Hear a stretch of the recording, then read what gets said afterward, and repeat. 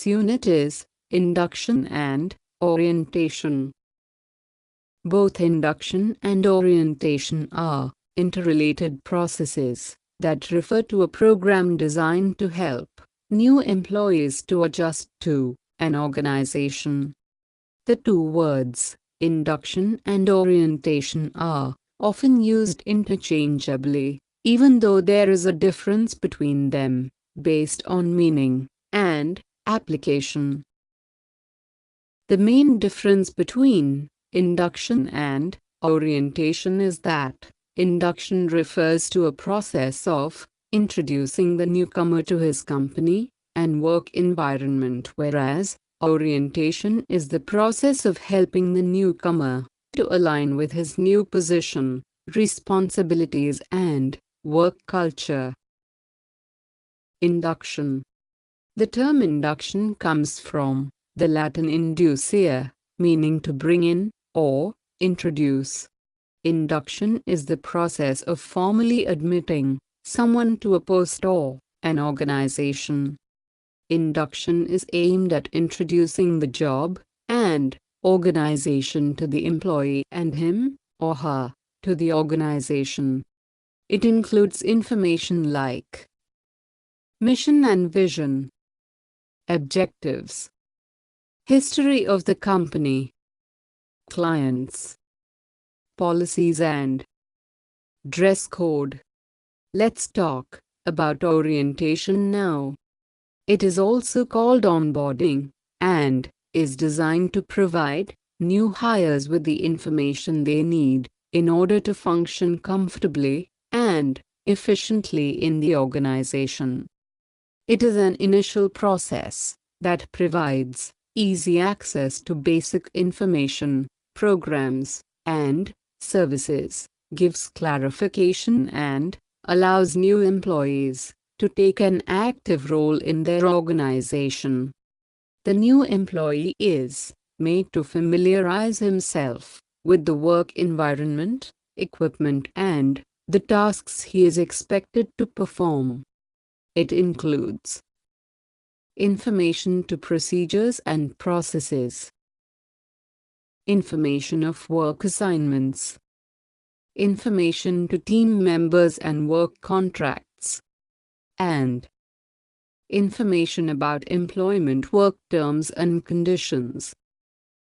The aim of both induction and orientation program is to facilitate a smooth transition of an employee into his new environment. Now moving to the purpose of induction or orientation. The basic purpose behind induction or orientation is to make employee feel at home in the new environment. Effective induction or orientation programs help in removing anxiety or stress level among the new employees by providing them the information about the job environment. It makes new employees productive and creates a good impression of the firm and its work. Orientation program. A firm has to make 4 strategic choices before designing its orientation program. They are formal or informal orientation. Informal orientation. The management has a structured program which is executed when new employees join the firm. The new employee will acquire a known set of standards. This induction program may consume more time of supervisors to learn and deliver the new employee's needs at the beginning, but this may help new employees to make less errors and a good coordination among all the parties. In informal induction, new employees are directly put on the jobs and they are expected to involve themselves with the work and the company. Innovative ideas to solve organizational problems and healthy questioning are likely to be generated by a person who has been inducted informally. The second choice is individual or collective. Another choice to be made is whether the new employees should be inducted individually or in groups. Individual orientation is more likely to preserve individual differences and perspectives. Orienting each person separately is an expensive task. Mostly, large firms have collective orientation program, and small firms, which have fewer new appointees, use individual approach. Individual socialization is popular even when large firms hire executives whose number is small. The third choice is serial or disjunctive. Orientation becomes serial when an experienced employee inducts a new hire, and when the new hires do not have predecessors available to guide them or to model their behavior upon. The orientation becomes disjunctive. Serial orientation maintains traditions and customs. On the other hand, the disjunctive orientation produces more innovative employees, as the newcomer is not burdened by traditions. The fourth choice is investiture or divestiture. Investiture orientation relates to ratify the usefulness of the characteristics that the person brings to the new job. Most high-level appointments follow this approach.